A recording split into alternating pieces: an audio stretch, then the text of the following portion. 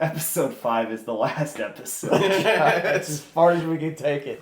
We better get on. We're already getting to the point. It's like, fuck a podcast. I don't want to drive out there. I want to sleep in. Because the alarm this morning was a pain. Oh, I know. I keep trying to get up early and I can't do it. I don't know why. I'm such a weak human being. I can't. I get up about the same time every day. Which is what? 7:38. Yeah, that would be good for me even. I know when school starts I have to get up at 6. Yeah.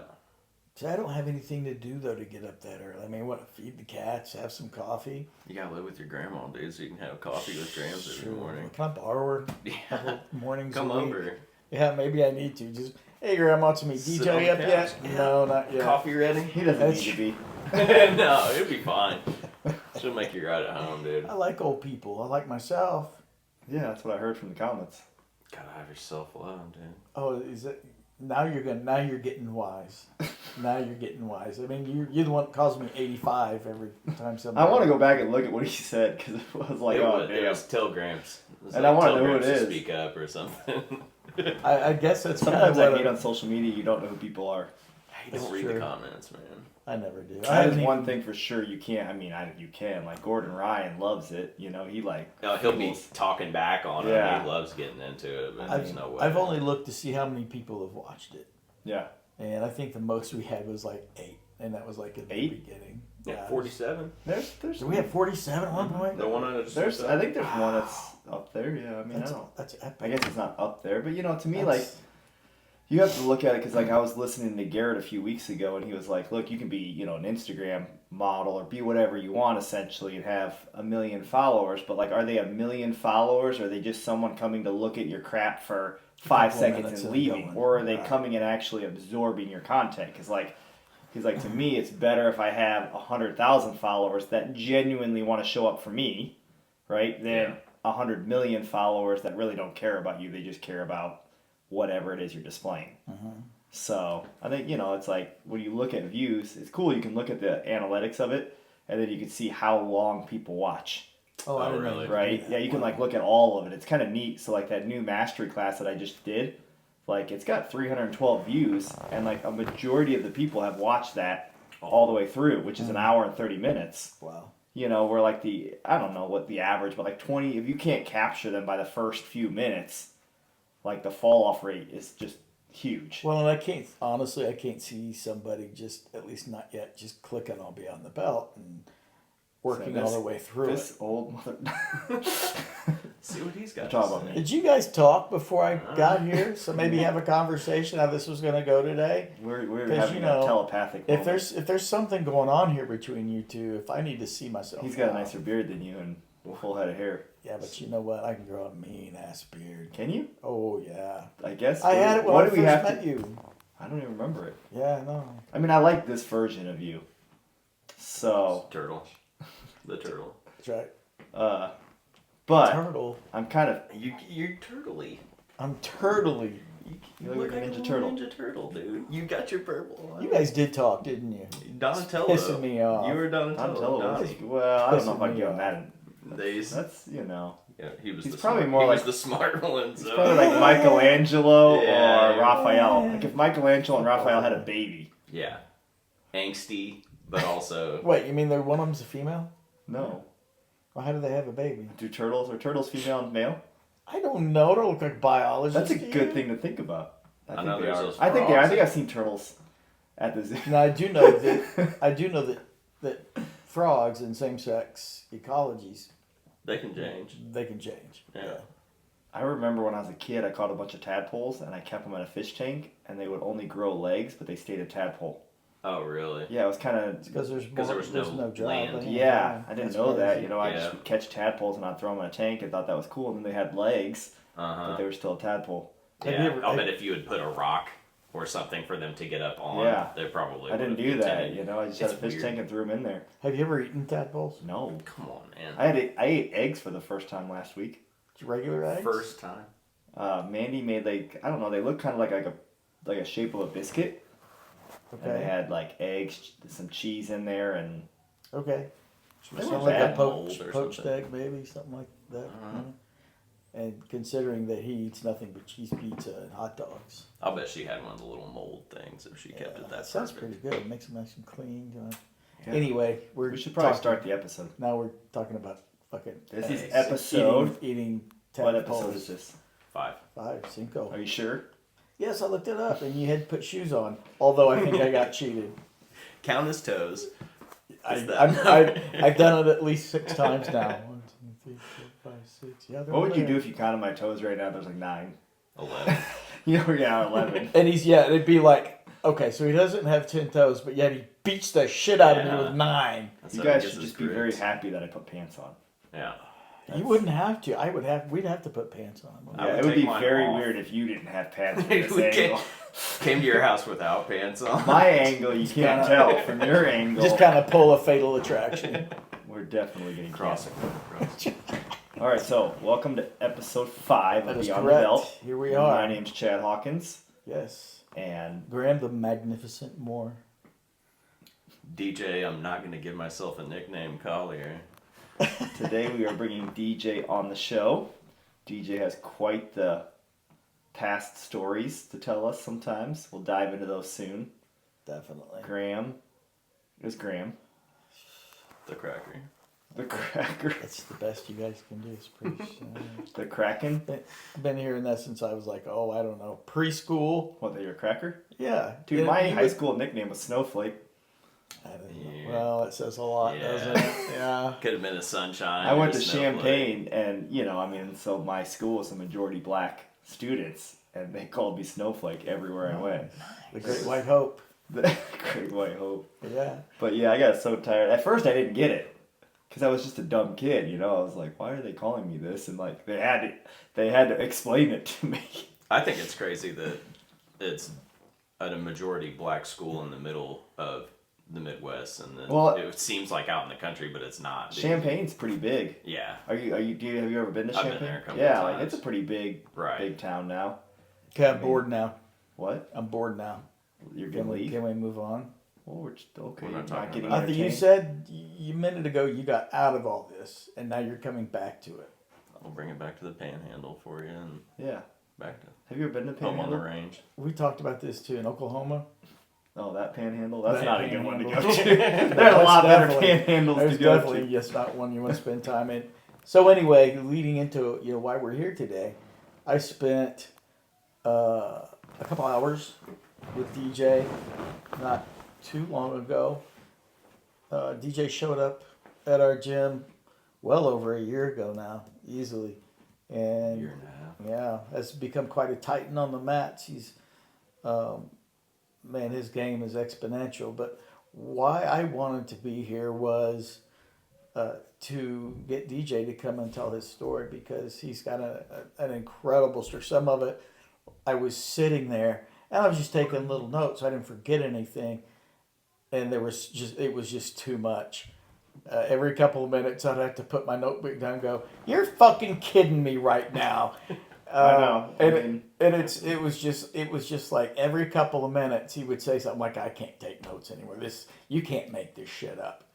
So it's really fascinating to listen to a guy how jiu-jitsu's changed him and given him sort of something to focus on other than, well, in your case, it was alcohol. Yeah. What I want to hear about first, though, you know what I'm going to say, don't you? So he has this amazing story about how his brother essentially almost died, and it's totally amazing. So I want him to tell that story. 'Cause it's just, and the only reason I want him to tell it is because it's just like, damn, it's just one of those stories that didn't fit anywhere.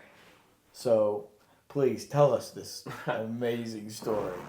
Well, the butcher shop that I started up was 2 brothers. So it was me and my younger brother. My grandparents helped us get it started. How old are both you guys? I'm 38, and he's 4 years younger than me, so he's like 34. And how long was the business? We had it for 4.5, 5 years. Coming to the end of it, we had let some of the people go. Me and my brother were going to work it ourselves and kind of build things up to being the way we wanted it to be. Bought an older building, and so it needed a lot of work, and kind of kept running into that where inheriting somebody else's problems, in an older business, we were just kind of butting heads. No matter if we tried to make progress, there was only so much that could be done. Anyway, we had it down to being just the two of us, and we were out on what was called the kill floor. And so we have one animal down, and he's splitting another one, so 2 cows. And I had my back turned, and it was just me and him in the building at the time. And I have my back turned to him, and he was splitting one animal with a saw, and had a boning knife with him, because as he's going along, sometimes you have to switch back and forth between the two to get everything done cleanly. And we had gotten some waders maybe a month or two prior to that, and his waders had a magnetic strip on it that was made to like put extra rounds or whatever you needed something to attach, because they're like duck hunting waders. And he had taken his knife and stuck it on the magnetic strip on his chest, and he went to go bend down to grab the saw again to start, and when he did, he pinned his knife in between his knee and his rib cage, and it slipped a rib and poked his heart. And so I was standing with my back turned to him, and he goes, "Oh shit, I just stabbed myself in the chest." He said, "I think I stabbed myself in the chest." And I turn around, and he's holding a knife in one hand with like an inch of blood solid at the top, and looking at me with this like deer in the headlights look at like, that was not good. And he's like your build, almost identical. So like 100 and maybe 130 pounds, doesn't have a lot of pec. Yeah. Yeah, no. And I had just done training to be on the volunteer fire department where we were at, because we were far enough out that we had a pool and we had a couple of young kids on the way. So I was like, all the training they were going to give me, like that life-saving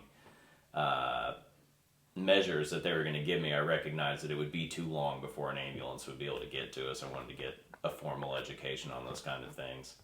But I turn around, I see him with the knife in his hand, and I was like, "How bad was it?" And he's like, "I think it was pretty bad." And I can see like, get that like diaphoretic look, like the blood starts draining from your face when, I don't know, if I hurt myself. No, I get it. I get that like pale and sweaty, like. I've never done that before, but just, you get trauma, and it's weird in that moment how your body doesn't process it. Like, it's almost like the shock or whatever, like, just protects freeze. you. Yeah. Mm. So. And so obviously on a butcher kill floor, like everything is filthy. And that was the first thing that goes through my head is like, man, we are covered in disgustingness. Like, whatever you just stabbed, that's going to get infected. Yeah. So he's holding his hand like that. I was like, just keep your hand there. I said, keep pressure on it and go sit down out front, and I'll get cleaned up and I'll be up there in a minute. And he goes and sits out in the front kind of office area. And I hurry up and wash up and take my stuff off, put a butcher's coat on backwards and slip some gloves on and go out there. I grabbed our first aid kit and I go out there, and he's already like starting to slump in the chair. And he's like, "Man, I can't breathe very good." And I cut his shirt, and he had just this little 1-inch incision on his chest. And I took his like pec and moved it up, and I could see that it had poked right through his rib cage. And I was like, "Oh, this is not a good one." So I hurried up and dressed it. And he's like, "I don't feel very good, man." He's like, he was starting to get weak really, really quick. So I pulled my truck up, loaded him up into the truck, and just hauled ass across Clinton. And we get into the hospital. I like pulled right up to the front of the ER, and I'm like, "This is super bad. Like, we need people out here now." And they got him back there, and they started squeezing blood on him. But like, he had pricked, I think it's pericardium, I think is the lining of your heart or whatever. But he had actually severed one of these arteries. It's like a brachial artery or one of these connecting arteries to his, that surround your heart. He had completely separated it, and so it was just bleeding into his cavity. He had lost the majority of his blood. So it was, I'm really glad that I didn't call the ambulance and just kind of wait on somebody else to handle it. It was one of those, like, you have to do it right now kind of things. I knew, had I not gotten the training a year prior, and had been doing it on a regular basis where we're going through trauma training, I wouldn't have recognized what he was going through, that he's bleeding that bad, because it looked like that he nothing. wasn't a typical butcher. Yeah. He was 300 pounds or something. Right. You're like, well, we're done here. Luckily, he was like me, and you're like, I'm just going to throw him on my shoulder and we're going to go. Oh, yeah. If he had been a big guy, it would have been a lot harder to deal with. Also, if he had been a big guy, he might have had the meat that it didn't slip all the way through. Probably would have just punctured a boob. But with there was almost no blood. And that was like the first thing that in my head. That's going somewhere else. It's going somewhere else, because this shouldn't have stopped. A paper cut will bleed for longer than 2 minutes, because by the time I got up to him, he was losing almost no blood. Oh, yeah. Especially to the heart like that. Oh, it was crazy. Well, so basically you saved your brother's life. In that moment, yeah. So I'm really glad to have him back in my life, because after that we kind of separated, but just recently we've gotten to be back together, and that's been good to hear. Super fulfilling for me to have that part of my life back. That's kind of one aspect right now. When I was sitting in the hot tub last night, that my revelation was like, I need to find a way to connect to my brother. Yeah. We haven't had a relationship really in 20 years probably. Well, Theo Vaughn said something. He was on his podcast, and somebody asked him, tell me about your mom. And he said, oh, my mom was great, man. She worked 2 jobs to keep us going, was always there for me. And he got finished with that, and the guy says, so you have brothers? And he says, yeah. I said, I have an older brother, and I tell you what, my mom was great, but without my brothers, I don't know where I'd be. And I feel very much that way about, especially my older brother. He's been a father when I felt like I didn't have one. And I'll be honest, I don't know where I would be. I'd probably be dead. I'll be real honest with you, without him in my life. He made some huge impacts.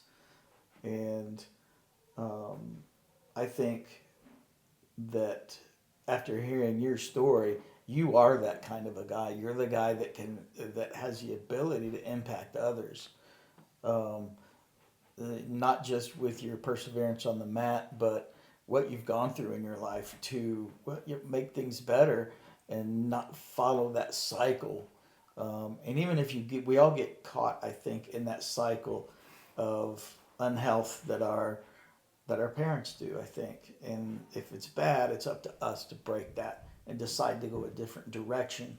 And that's hard. I mean, tell us about, how did you start down the road? I know you had some childhood trauma of different types.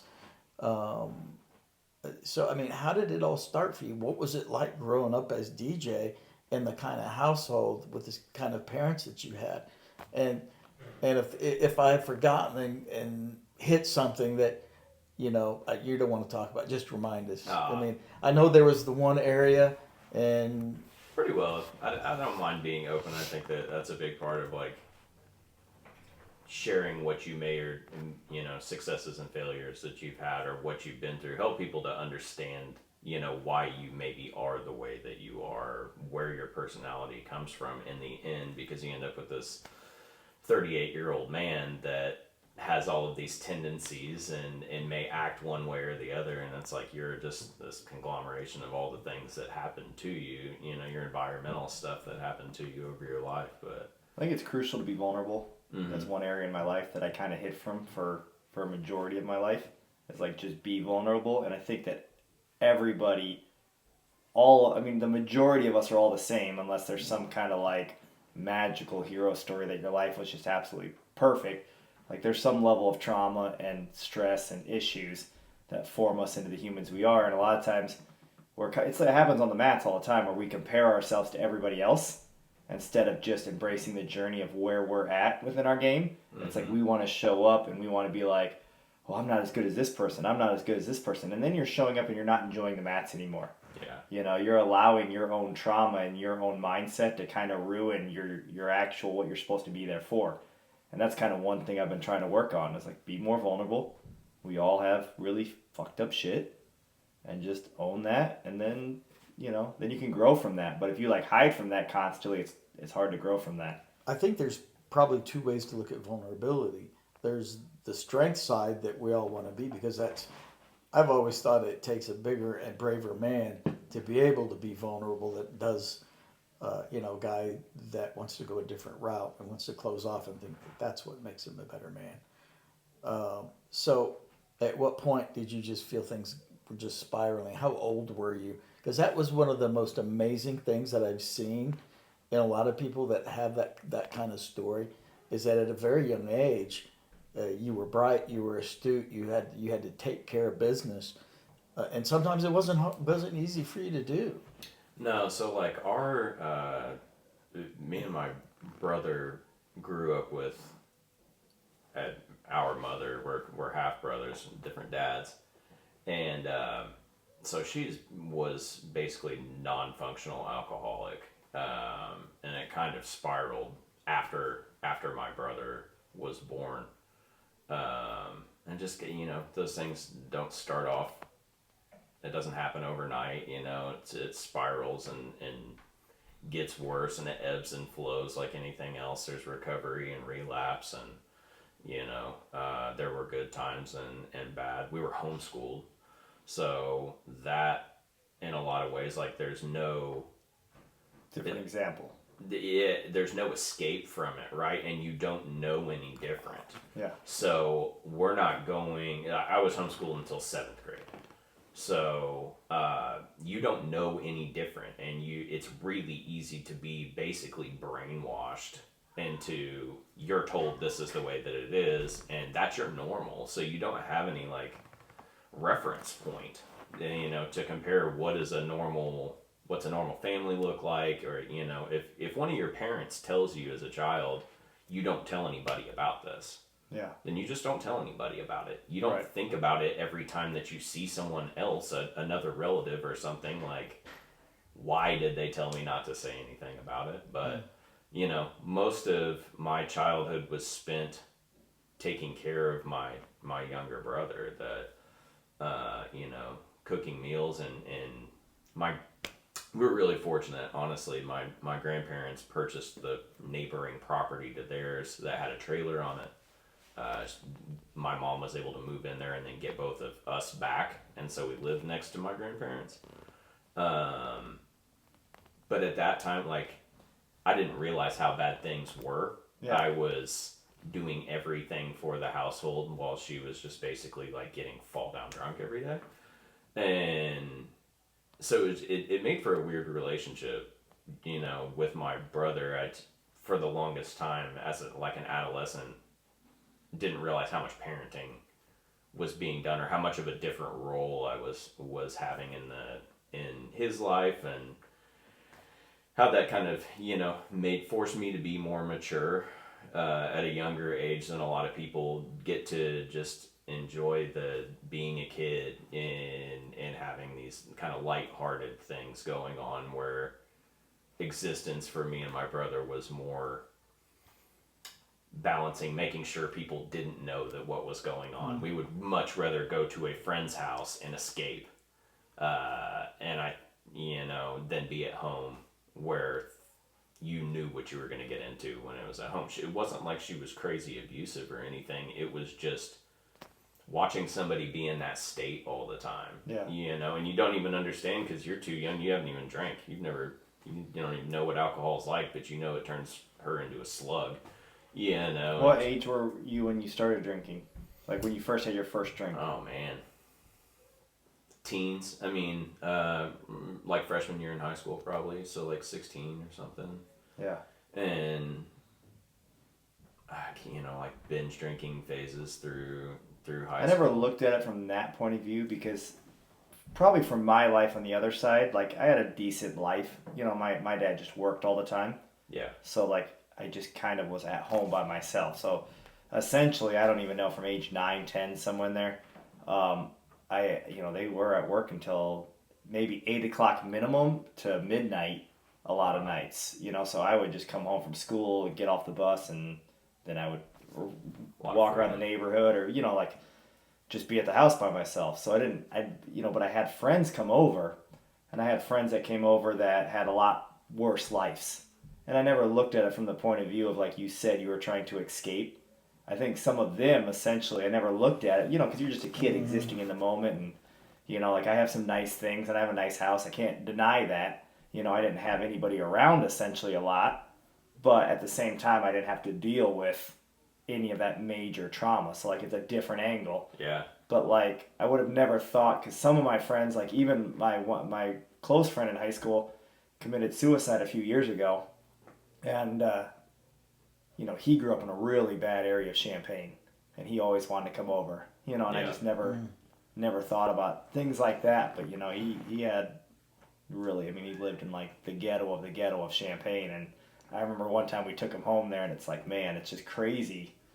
You don't think about those things when you're a kid. You're not analyzing what these people are going through. You're just living. Yeah, and I think even the person that's doing the escaping doesn't even realize that that's what they're doing. Yeah. Especially when they're younger. No, you just think that it's like, I just would rather go to my friend's house than I would stay at my house. Yeah. And it's as simple as that to a kid. Yeah. But I find that I found that I was constantly the kid that calling somebody else's mom, and it's you're walking into their house and everything's totally normal. Yeah. Almost living like vicariously through them. Like, you guys have a much more stable life than I do. Yeah, it's just funny because you saying that it makes it like click in my brain all these different friends that I had.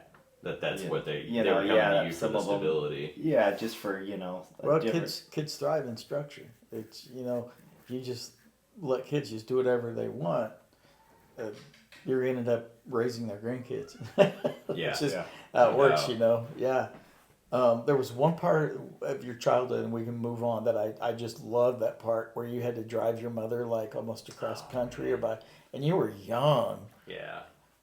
So I was 12, and my mother was leaving my brother's dad in the middle of the night. We were living in real close to Toledo, like we're in Michigan, Indiana, and Ohio all border. There's a little place called Temperance, Michigan. And we left in the middle of the night. We packed up her Jeep Grand Cherokee and took off. Well, like I said, she was pretty well non-functioning alcoholic, and I'm sure that that's a lot of what the contention in their marriage was spawned from. That she was constantly causing problems. I don't know how that went, but she had gotten onto these groups. This was like the days of AOL and these chat rooms and stuff. I remember those days. Yeah, and so she had gotten into these chat rooms with people from New York, and that she became really good friends with, and would just constantly, she spent all of her time just on the computer talking to these people. So we left in the middle of the night, and we were driving across from Michigan to New York, and in the morning when I woke up, she was swerving like through lanes, like riding the warning lane. And I had driven a lot as a youngster. My dad put me on his lap, and I'd be driving through Indianapolis streets, like little side streets. But I was very familiar with driving a car. Got to drive that Grand Cherokee a lot from like my friend's house back to my house. They trusted me a lot. I was pretty good kid. But she got out for like the second or third time to go fill her cup up with a bottle of, bag of wine or whatever she had in the back, and I just locked the door and was like, nah, slid over to the driver's seat and was like, I'm not letting you back in. So I made her get in the passenger seat and just started cruising whatever interstate that was. I mean, we're still using like the Rand McNally maps that, there is no navigation on your phone. Damn. But so this would have been what, 90s? Yeah, probably. Late 90s? That's crazy. I was 12 years old, cruising from Michigan to New York. So did you make it to New York? Yeah, I drove all the way to the city, and then she drove in. But yeah. Jesus. Isn't that insane? Yeah, it's just crazy that, at 12 years old you have to make those decisions. Yeah. Right. How does that not form you? How do you grow up and really know how to be the right man or the right human being when at 12 years old you're going through these things? It's sad, but the reality of it, and I mean, this is like what Garrett says a lot, like a majority of people just don't actually have a man in their life to help guide them, like a real one. You know, like you kind of talk about, is it your stepdad? Yeah. You know, and how much he influenced you and helped you, you know, like. Right. I mean, and I have a good dad, you know, but he worked a lot. He works a ton. I mean, work is his life. So, like, it's just hard to know how to grow up and decide how to be a good husband or be a good father with no real guidance of someone saying, you know, like, no one sat me down and said, hey, this is what you got to go through to get married. And when you get married, you need to do this, this, and this if you want to keep your marriage. You know, when you have a kid, you need to look at it like this way because these are all the examples of how I've done it. No one sat me down and had these conversations. I don't know about you guys, There's but no like, playbook.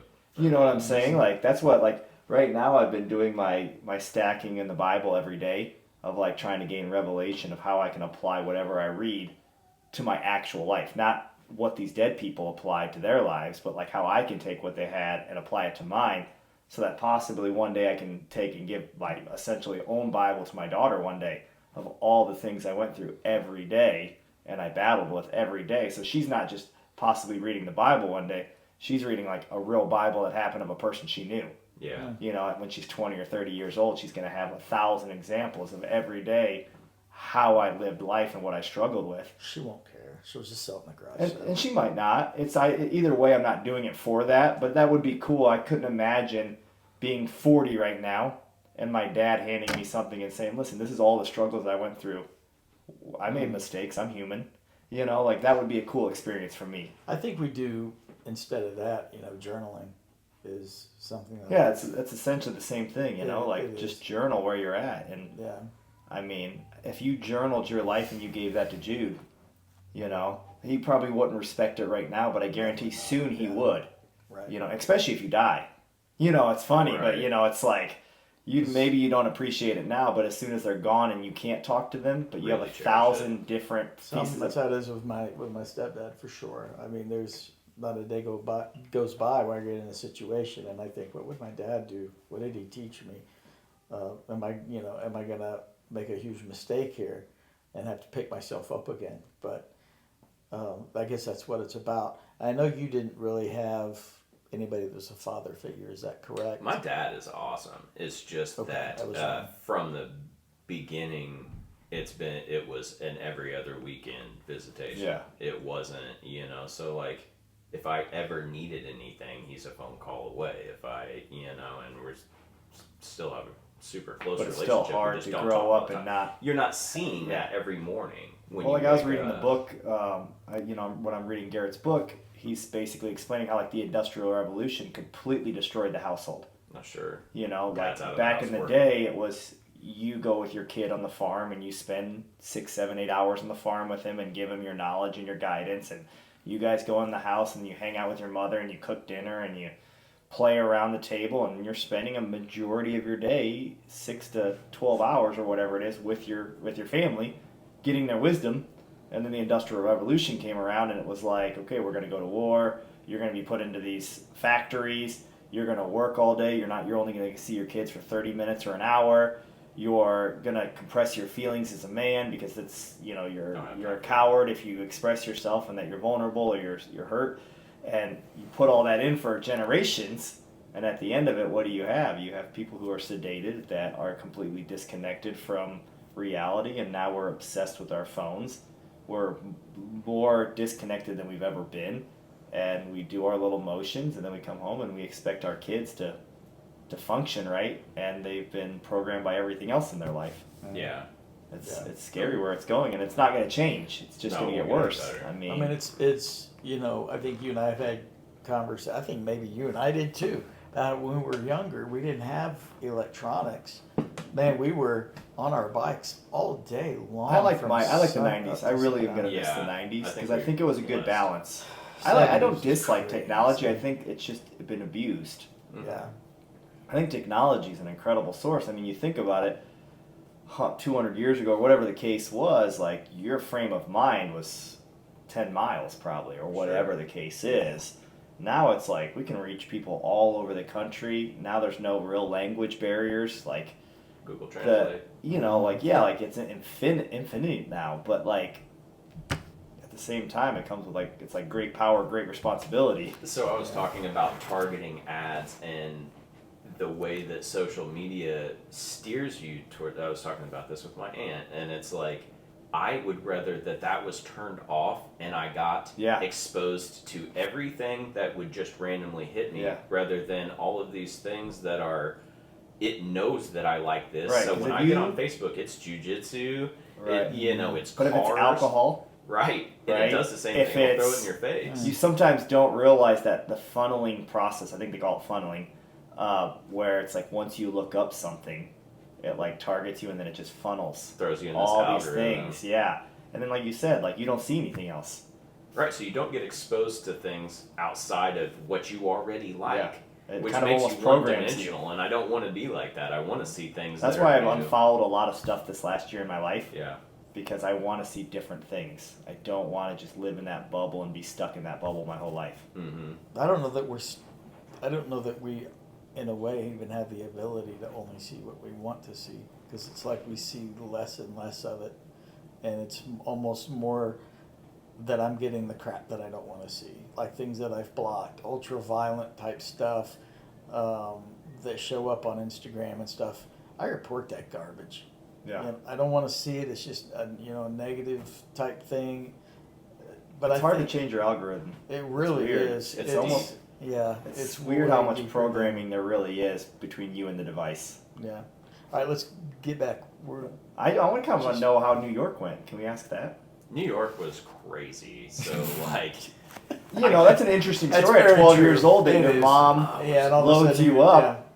And you drive into New York to New York to meet some people you don't know. Yeah, so we were because back then it's not like now where you could send a picture real easily or anything, or like now you can kind of do a video. Back when it was the AOL days, it was like you jumped in the chat and you're like ASL. Yeah, it was right. That was the thing to say. Absolutely. Because I remember when I was a kid and on AOL and like I found this girl and her name was April, but how do you know? You know what I'm saying? How do you know I wasn't talking to a Rich, like he's a 40-year-old man talking sweating in his basement. Yeah, yes. It's scary how I wish there was a statistic out there, and maybe there is, but like how much bad. You look at like the Craigslist killers or all these people on the internet that have got you to their house, like that chat room thing in the '90s was crazy. Yeah, and it wasn't like let me just FaceTime you and confirm all this. Like you just got in a car and. Yeah. Showed up in New York. So how'd that go? Wait, this is a dude. This is not supposed to happen. So tell me when it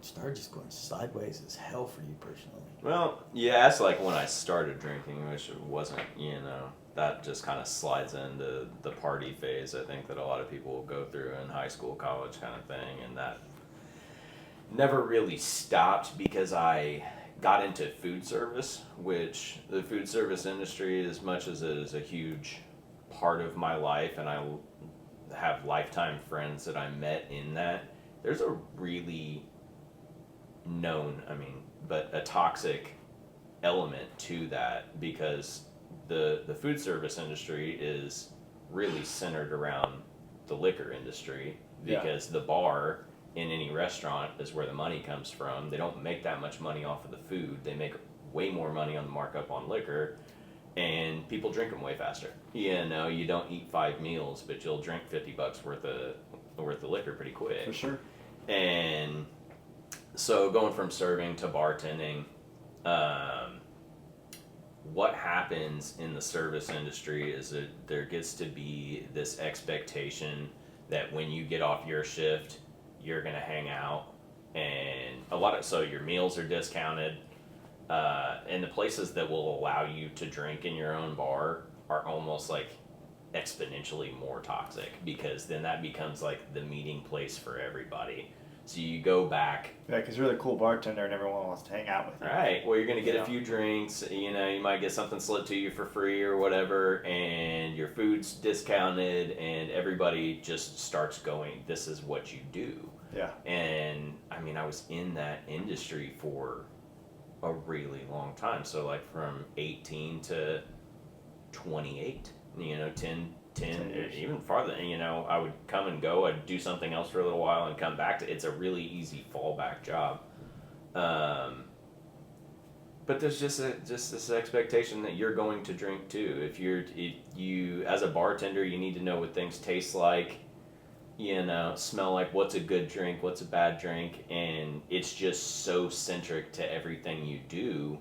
Alcohol has this way of weaving its way into everything. It is a part of weddings. It's at every gas station. It's at every grocery store. There's a liquor store on every corner. It's everywhere. And it's also socially accepted until you're hammered.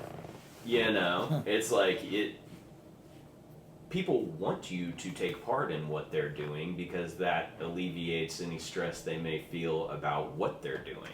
Yep. So they want you to share in their vices, and you will surround yourself with people that share in your vices. Whatever those are, you will gravitate towards those people. So, if you're a barfly, you're going to hang out with barflies. That's just the way that it is. But I think it becoming so much a part of my life disguised when it was getting to be a problem, because it probably had been a problem for a lot longer than I realized.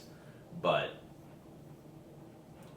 I use this again, example. it kind of goes back to your childhood again, though. Yeah. Right? Because, it's like going to your friend's house. Right. It's the escape. It's staying at the bar instead of going home, because you're the at cool home, guy. You're this is the moment, and that environment's a little bit different. Right. Reality is home, and outside. As a kid, or even as a young adult, when I was out, I was often out. I wasn't at my own home. I would rent an apartment. We'd have it 2-3 people, and I'd always be at somebody else's house, whether it was a girlfriend's house or the bar, or doing something else. I wasn't at home. Yeah. And I think I lived that escapist mentality for a really long time, just diving so deep in whatever it was, anything but facing reality, right? I think my problem is you're the escape, I run. Yeah. Anytime things get hard, I run because I don't like the confrontation. Yeah. So I burn it down and run. That's what I did my entire life. So it sounds like, your thing was to escape. Definitely, like to escape, or whether it was responsibility or whatever else, that you're ducking. You don't even realize you're doing it. Is the problem? Is it's almost subconscious. Yeah. That this happens in the background. You don't think you're escaping. You think you're going to hang out with your friends. But what you're escaping was what you left. True. And when I'm running, it's not that it's weird because it's the same thing. Essentially, it's the same. I'm not running because I really want the relationship to end. I'm running because I just don't want to face the hard conversations and actually be a man and get through. I don't want to collide, Yeah. But then it's like, how can you have a relationship with anybody if you're not going to be willing to collide with him? So then all I do is when things get hard, I just run from the situation instead of deal with it. And it sucks. Yeah. It puts you in a really bad loop. That's what you do your entire life until you break that loop. So, now that we're kind of move on a little bit, I really am interested in that time period before you decided that you needed to do something different. You found jiu-jitsu. You started training a lot with us. What was that time in your life like right before, that realization, like, oh my God, I got to do something different. This is terrible, and why did you pick what we do? What brought you to? Honestly, getting divorced is what gave me all of the available time. I wouldn't have, as a married guy, it was home, and looking back on it, I realized I wasn't. You never know what you got until it's gone, kind of thing, which is like the most overused adage ever, but it's rings super true that you don't appreciate what you have until it's no longer there. You'll be so unhappy with what you have, and then you don't have it anymore, and you don't have the ability to bring it back or fix it, and that's the worst thing ever. 100%. Like when Mandy and I go to New Orleans, it's funny, but in the moment we're like, it's so exhausting and but then when 3 weeks later, it's like I miss it. Yeah. Or the dad things that we're talking about. It's weird. You're 100% correct. Like, you really don't get it until it's gone. The grass is greener for, you always, that things aren't But better. in that moment, you build up these stories. Right. And you have it in your head. And then you run with it and you believe it. Dissatisfied. Like, Yeah. I was dissatisfied with what I had. And, like, $250,000 house and 13 acres and cows and have everything that I want and 2 kids, 1 boy, 1 girl, 2 years apart. Wife's got a good job. I've got my own business and I'm sitting there, I'm drinking every day because I'm unhappy. You're like, oh. Yeah. What was going to make you happy? Right. At what point were you going to be like, yep, that's enough? Yeah. And I don't think it was ever going to happen. And now I live this much more humble lifestyle, living at my grandmother's house. It's a smaller house, but we just have our own little thing that we do. And I used to want, like, big house. I always thought that I would have this play. I'm gonna have a pool, and then I'm gonna have all these friends will come over, and we'll have these big gatherings. And then I got the house, and nobody came over. Right. And you're like, oh wow, why do I have this? Because now this is just a bunch of work for, things that don't really happen. And it made me realize at this point in my life, I'm so much more happy just living a more simple life. Like, I don't want much more than what I have. My kids love our little house, and I can't picture myself needing any more than that. And it was weird. I used to want more and newer and flashier, and I think I struggle with that greatly sometimes. yeah. I mean, I'm always constantly wanting something more. Yeah. And I've had to really evaluate my life, like, on one end, like, it almost feels impossible. So it feels like I can't obtain it. So I need to stop putting all that pressure and just be present in the moment with my family and try to just enjoy the moments. But on the other end, it's like, the pressure of the world, like, Mandy wants a nicer house. Like, it would be nicer, I don't need a mansion, but, like, sometimes living in Cowden, Illinois and being so far away from everything kind of sucks. Yeah. And I want to provide her that nice house, and I want to provide Lucy with a nice house, and instead of having different neighbors every 6 months or whatever, because they got evicted from that house, and you got to deal with who's going to show up, and this person there's been 8 people that have lived across that house in, like, 2 years. You know what I'm saying? It's not stability. Right. But it sucks. I think fortunately at my age, I know, 85. I don't know, whatever that person said you were. Yeah, it's the wage. He does look good for his age. That's not bad. 30 looks good on him. Mm-hmm. That's what we should do on these shows. That's what we should do on these shows, is, like, we just keep throwing the age around and see if anybody can actually figure out what his real age is. Like, that's really the little hidden nugget. That's right. Turtles don't crack. But no, I there's something to be said about living simply. I don't drive a nice car anymore. I don't have a big house. I thought you had anymore. that. I think you have a nice car. It's It's a pretty nice car, I think. Yeah. It's not the Maxima. I liked it. He's telling me about this damn sport mode and the Maxima. Fuck, that thing was fast. Pardon. As I'm telling him about the 600 horsepower engine I'm building in my garage, he's like, I'm telling you, man, you hit that sport mode and that thing is... Well, okay, we're not talking. We're talking about a stock car, okay? Skirting tires in first and second, dude. Blow And the then he's doors talking off. about. Yeah, that's great. Thanks for making me feel like yet another asshole. Are you can't 20 do or it. 30? We're not having anybody else on the show because you're a robot. I can deal with that. But then we get a smart ass like him who just destroys who I really am, and I'm not comfortable with that. That's what the show's all about, right? Eat you Being up. vulnerable. In every Never again. every sense of the word, I'm just gonna glom over. I you. know. I'm gonna have to start vetting guys a little more strenuous because this was. We need a council, like have like 8 people here. Oh Have shit! it. round table, dude. That'd be awesome. So to wrap this up, one thing I wanted to say, and again we've talked about stuff like this, and the biggest thing that I noticed in you when you first started showing up. Now I know you say you weren't angry, but by God, I could feel the weight of the world on your shoulders. It was. Fat. I was. You're fat? He calls me fat. Oh. Yeah, I did. But I don't like you're fat, but your grip strength is incredible.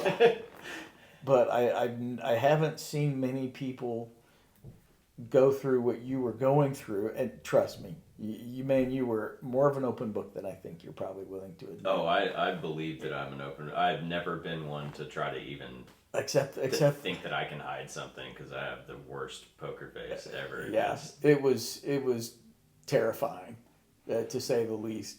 But now you smile a lot more.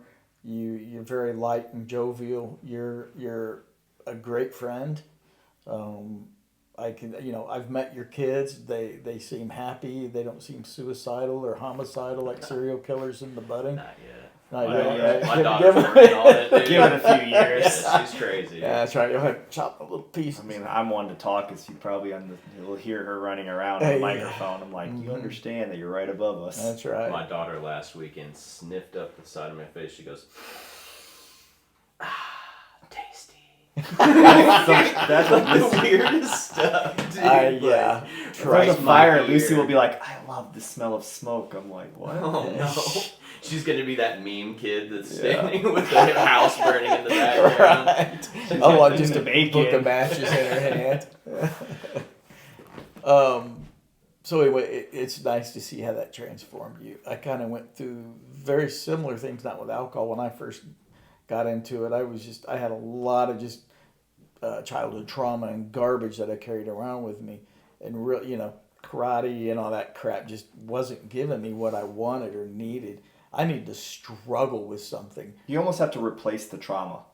In a way, yeah. I right? think To you're be right. reborn. So, like, the reality of it is there's two versions of everybody inside of you. Mm-hmm. The good, the bad, the evil, whatever you want to say it. Like, whatever you want to believe in, like, God is inside of you. I don't think people realize that God is you, and that there's two versions of you, good and evil. And you have to decide which version of that wants to show up. Mm-hmm. And, like, be true. Like, there's a lot of people that think they're good. I was that person for a long time that thought that I was a good person. But, like, the example of what was showing up wasn't what I was saying I was. And I think that's the battle inside of all of us, is like, we believe we're good. We believe we're doing the right things in all areas of our lives, because we're not actually, the sad part is how many people really sit down and evaluate who they are. That's hard.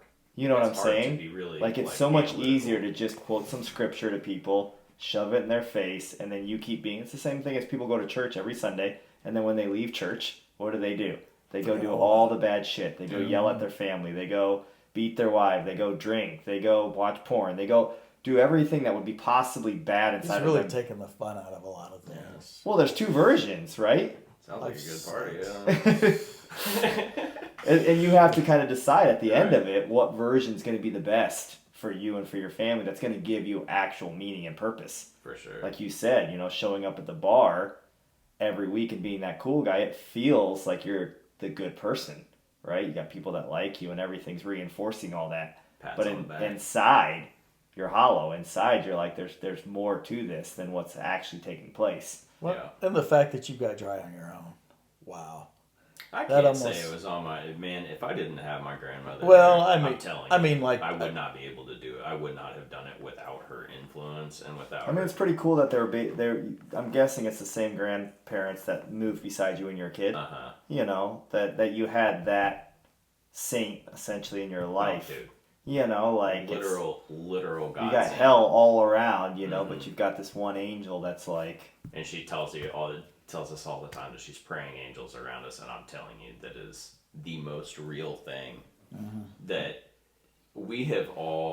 our family has all gone through so much difficulty in our own. We've had our own things happen, and at the center of it, she's here, praying for all of us all the time, and we watch her have the peace.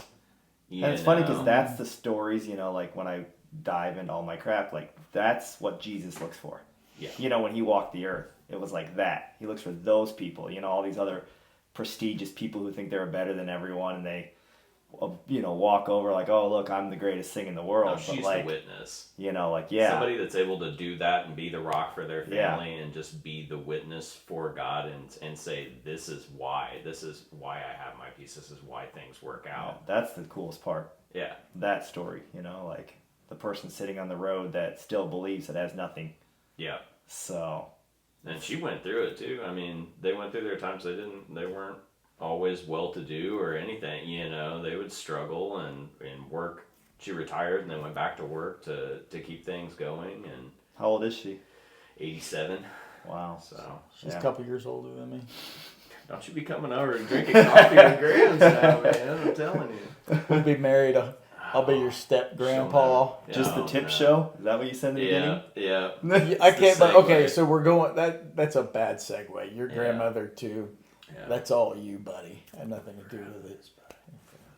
Bullshit. So it was pretty good. Anybody got anything else? No, I like that. What made you come? You know, like I know. I think we've sat down and kind of talked about it, but like you decided. Let's put it like this.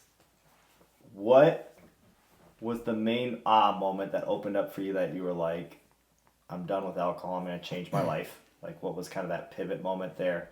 And then when you showed up to jiu-jitsu, what was your like thoughts in the first couple of weeks or whatever when you're showing up to this new environment after stopping alcohol, you know, that said, you know, this is what I want instead of this? So when I started jiu-jitsu, they weren't at the same time, right? So I started jiu-jitsu looking for something as an outlet for like anger and frustration with the fact that I couldn't fix the divorce that was already done. I can't go back and fix these things. I wasn't given the opportunity to work on it. So, you know, I just kind of had to live with that. And so I was frustrated that everything had kind of fallen apart, that I was living at my grandmother's house as a middle-aged guy, and you know, everything felt like it was falling apart, and it was a good time for me to start something new. I needed something to take up my time, and I, you know, whether it was through reels or whatever, consistently saw people talking about jiu-jitsu as being humbling, but a good place to like find community and kind of rebuild yourself. I came into his Monday night class.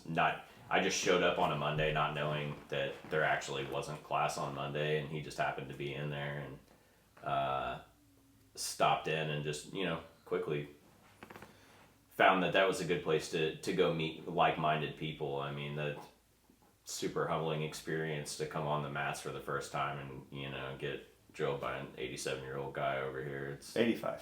Your grandma's 87. 115 pounds soaking wet. Graham kind of saved your life then. Yeah. Your grandma and Graham might be soulmates. Yeah. No, he was a great person for me to be able to bounce stuff off of, and he kept up with me. I think that was something that spoke to me in the beginning. That was like, if I would miss a class or two, he's texting me asking, you know, what's going on, where you at. That's what I want more of in our academy. Yeah. I really want to get away from this mindset of, well, I want to be a world champion and destroy everyone and beat everyone up and collide and get frustrated when you're not having the results that you want and leave the mats angry. Because, like, I feel like as an academy, that's where we got. Sure. And I want to step back from that and have that. You know, I want students connecting with each other. I think that's kind of what I tried to create, you know, with this Monday class. I knew I wasn't going to get a bunch of high-level guys coming in there, so I knew that I wasn't going to have to worry about prepping for that level of jiu-jitsu to teach. Yeah. But what I did want to do from the very beginning was to create a class where people have those kinds of issues, where maybe it is anger, maybe I have a lot of things going on. I can't handle that pressure of 30 fucking guys wanting to beat the shit out of me. Yeah. So I think I drag in the guys that are, either we're going through what you were going through, just needed something different, or I get guys that have no clue what jiu-jitsu is. They want to do it better, but maybe they can't quite function in that large group. It's a lot of pressure, I think, for brand new guys that don't, especially. I think I want to start applying some of the mastery class concepts that I've been doing to our classes, where everyone gets a notebook and everyone kind of sits around in a group and writes down what I want them to write down in that moment, like who are you, how long you've been training, and then have everyone go around the group and introduce themselves and like just say where they're at. Because I think sometimes it's been cool to watch it in the mastery classes, but like it almost takes a pressure off you when you stop comparing yourself to each other, right? When you all show up and you don't know who each other are, you don't know anything about their life, it's real easy to be competitive with them. But as soon as you open up who everyone is, it really kind of allows Changes things. It takes away that fear too. One of the things I've always struggled with initially was getting my ass beat over and over and over again. I think that's a huge thing that a lot of guys don't like. Yeah, but once you get to know people a little bit better and they're beating your ass on the regs, you still get mad at me. No, I don't. You got pretty mad Tuesday. No, I didn't. I just talk trash. That's my job. He doesn't. But the biggest thing that I think I struggled with as a gym owner is I wanted to compete with keeping up with PSF, and the reality is that I had to come to the realization that we're a part-time business. Realistically, like if you want to be a world-class competitor, you need to be training 6 hours a day, 5 days a week. It needs to be your life. Yeah. You need to dedicate. You can't have a family. You can't have a job. You can't have other priorities. Sure. That has to be your main priority if you want to compete at the highest level today. That's just what it is. These schools, what their world-class athletes are getting nowadays, I can't match that. So if I'm trying to match that, it's kind of that you're two people inside of you, and I'm trying to be this person I can't be. It's what I tell Austin all the time. I'm like, no offense, dude, but like I want you to enjoy the sport because you can't train as a full-time employee right now. It's not possible. So you're trying to be this full-time employee competitor, putting all this pressure on yourself, and the reality is you're a part-time employee. You know, like So I had to kind of reevaluate my mats, and I had to look at it and say, we're a part-time school. That doesn't mean we can't create champions. That doesn't mean people can't have success. But we're probably not going to have somebody be like Tannen that can sit there and have 10 black belt, major wins or whatever the case that they win. It's just not possible. Yeah. So like I'm trying to create this atmosphere that's not realistic, and then everybody's putting this pressure on themselves to be these people that they can't be. And I'm wondering why it's all chaotic when it's really, it just needs to be this. This matters more, like how it changed your life, how you show up. When you get there, you actually see value and enjoy being there with everyone, and it's fun. That's what I like about Jason. Sure. And I think that, just like public schools, it's so cookie cutter for kids. And I kind of like, I think I like our program because we do have a lot of different level things. Like my class is definitely not going to be, at the level yours is. That's still a lot of people you've sent over have been awesome. Absolutely, and that's what I was going to say. The guys that have gone on, and whether they still come to my class or they're going to yours as well or not, man, that's a great pat on my back for myself. Yeah, I really have you should. Guys, go over to your class and really become really tough guys. Love that. I think you came over and is it Austin? I think Austin started. Yeah, both Austins. Yeah. Both all really cool people to have come in Tuesday's class. And I don't know, maybe they would have come anyways, but it's cool that you have made yourself available and dedicated your time to show up and do that to help build the academy. I truly appreciate that. But I think there's performance anxiety. When it came to the Tuesday class for me, I would find myself sitting at home on a Tuesday, questioning whether or not I wanted to go to class because I didn't think that I was going to be able to keep up. I was just going to get beat up. Yeah. I can see that. His class gave up such a good fundamental where you can go do that. Just do the Monday class for a while, come in for a while until you know enough to be able to keep up. Or just build a little confidence. I struggle with that. That's why I like when people show up like Jeff, and it's he can take the group over there and then you can have this comfortable, chill environment. Right. Or you can have you can't get rid of the competitor environment, unfortunately, because it's who I am, and there's people that want that. But at the other end too, I want people to just show up and get what they want out of the mats, and that's so hard to figure out when you got 30 or 50 people on the mats. Hard to have an introductory level and at the same time be teaching competition. Yeah. Jiu-Jitsu at the same time. It's hard to figure it all out and get the right balance. And I just kind of have to step away a little bit too. It's not that I want to be a robot. I really don't. But I have 50 different voices coming into me, and I have to figure out how to filter those 50 voices. And sometimes That explains a lot. it kills me when someone's saying, hey, you know, like, this is a problem or that's a problem. And I got to stop allowing when people have problems for it to bother me. That's a big thing as a coach or even as a partner from Andy, that it's like sometimes when they say stuff, I can't take it so in that moment and like, that's my problem. I think anytime someone has a problem, I want to fix it right away. And then it's like, do I cause more damage by doing that? Or do I just, you know, it's so hard to figure that as a partner or as a coach. Yeah. How to try to create the right environment. We have been going forever. Yeah. And it's all been interesting. DJ, thanks for being here, man. Yeah, man. It's a tough story. When did you quit drinking alcohol? Why? No, when? When? Before or October 10th, or yeah, October 10th. Of last year. Last year. And So be coming up on a year. It's probably been 8 months. So you were already training, and then while training, you quit drinking alcohol? Yeah. What was one that? Really bad night. Didn't call Grams to let her know I was gonna be out, and was out forever. Stayed at a buddy's house and picked up the phone drunk and she called at 5:30 in the morning trying to figure out where I'm at, and I'm out driving her van around and had gone to a buddy's house, and you know there's people still up at 5:30 and I'm picking it up not knowing what's going on, and she was like, you drinking? And yeah.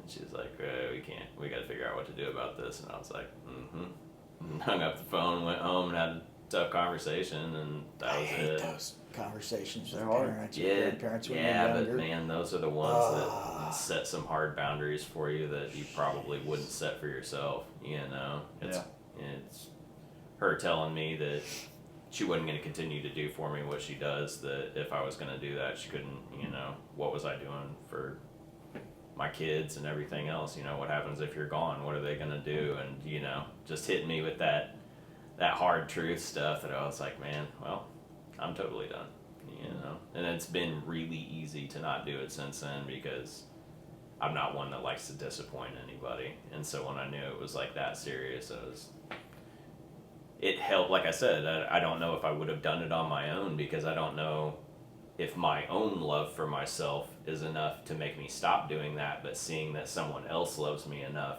how bad I was hurting them to do it, it's easier for me as a man or whatever to say, well, it's almost like I'm taking care of them, you know, and you like compartmentalizing it or whatever to make it easier. But I think it's kind of like taking care of a kid that needs to grow up. Yeah.